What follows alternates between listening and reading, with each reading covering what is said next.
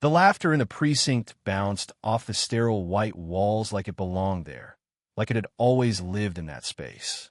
Officer Brandon Keller leaned back in his chair, arms folded, a crooked grin cutting across his face as he tossed a glance toward the boy sitting alone in the corner. "Your dad's a decorated SEAL commander?" "Sure, kid. And my cousin's Iron Man." The others in the room chuckled. Not because it was funny, not even because they really believed it, but because it was easier. Easier to mock than to listen.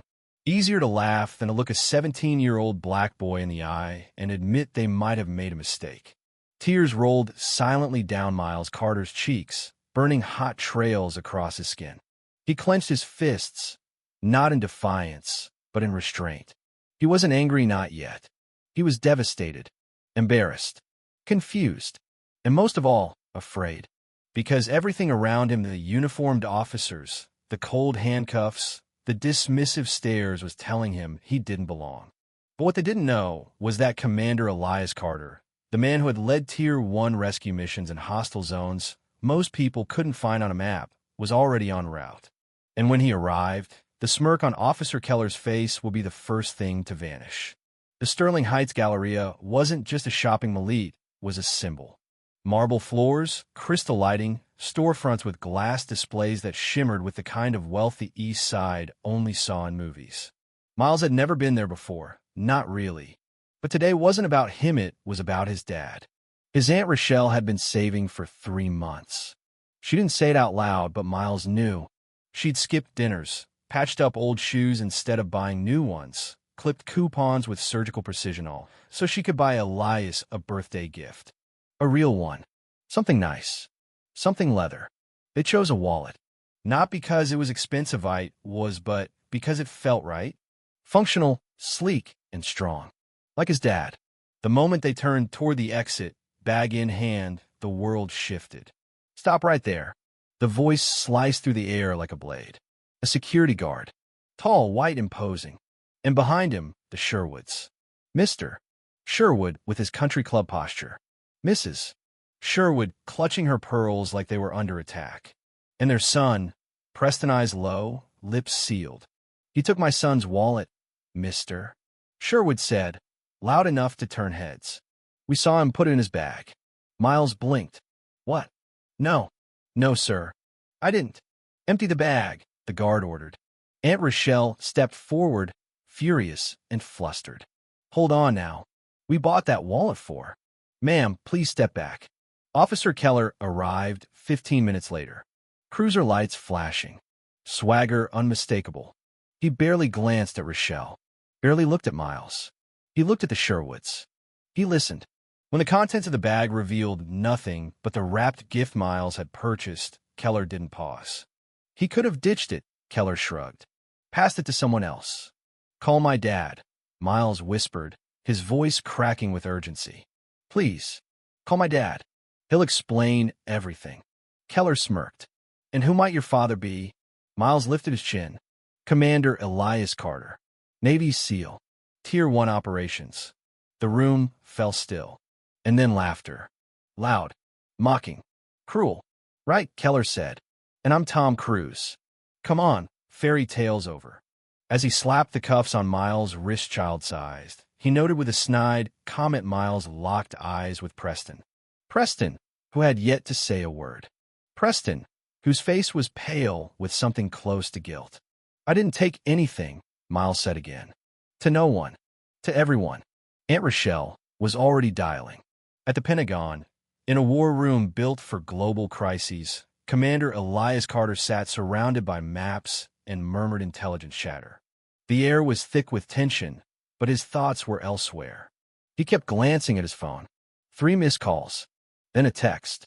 "Miles arrested. Mall. Accused of theft." Officer laughed when he mentioned your name. "He needs you." The world seemed to slow. His breath caught. He stood without a word, excused himself from the meeting, and stepped into the corridor. He didn't need further details. He knew. He had seen this before abroad, yes, but more disturbingly here. At home, he had fought for a flag that didn't always fight for his son.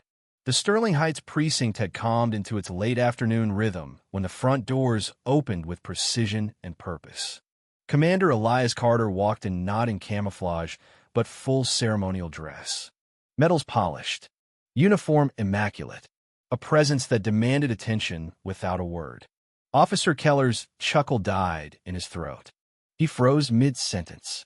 Captain Green, the ranking officer on duty, stepped out his office, his face shifting instantly from confusion to recognition. "Commander Carter," Green said, extending a hand. "I didn't realize." "You have my son in custody," Carter interrupted. Green blinked. "We had a report." "I've reviewed no report," Carter said, voice calm. "Dangerous. But I'd like to see the footage. Now." In the captain's office, Miles sat silently. Hands still cuffed. Rochelle stood nearby, arms crossed. Keller leaned against the wall. Defensive now. The footage rolled. Shopping bag in hand. No contact with the Sherwoods. Then, Preston Sherwood, fumbling with his own back pocket, glancing nervously at his parents, dropping something his own wallet onto the floor, whispering to Mr. Sherwood, gesturing toward Miles. Carter didn't flinch. Keller shifted uncomfortably. Captain Green paused the video. "We made a mistake," he admitted. "No," Carter corrected him. "You made an assumption, and you enforced it like fact." Keller spoke up too fast. "They were credible. The family. The witnesses. You didn't question them," Carter said. "You didn't question yourself." The Sherwoods were summoned. They arrived with indignation. "Mr. Sherwood began immediately. We have places to be, Captain. Has the wallet been found?" The footage played. Silence. "Mrs. Sherwood gasped. Preston crumbled. "I dropped it," he confessed. "Elite." Mrs.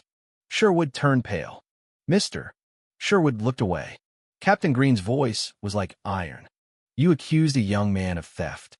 That accusation led to an unlawful arrest, public humiliation, and trauma." He turned to Keller. "You made the arrest." Keller didn't speak. Carter did. "This is about more than a single mistake.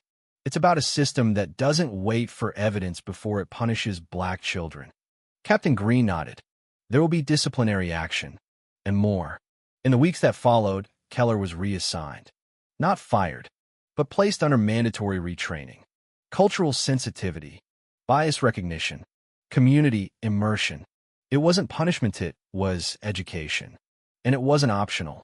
Commander Carter was asked to assist in developing new protocols. He agreed, not to seek vengeance, but to prevent repetition.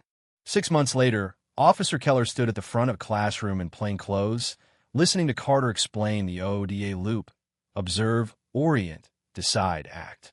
It was a military decision-making framework, and it applied to policing more than anyone in the room wanted to admit. Your orientation, Carter said, is where your bias lives. And if you don't examine it, it'll make decisions for you. Keller took notes. He asked questions. He changed. Miles healed. Slowly. He attended one of Carter's sessions, sitting in the back. Keller noticed him. Afterward, he approached. Nervously. "I'd like to apologize," Keller said. Eyes sincere. "For real this time. I failed you. I didn't listen. I judged. I am sorry." Miles nodded. "Thank you," he said, then added, "I hope you keep getting better." 1 year later, Miles Carter stood at a community ceremony. Commander Carter beside him. Officer Keller nearby, now respected, now reformed. They were introduced together by Deputy Chief Green. "Proof," he said, "that the right kind of conflict, the kind followed by accountability, can lead to real change." In a photograph published the next day, 3 men stood together. A boy who'd been accused, a father who had defended, and a cop who had learned. No smiles, just understanding, just truth, and perhaps something close to justice.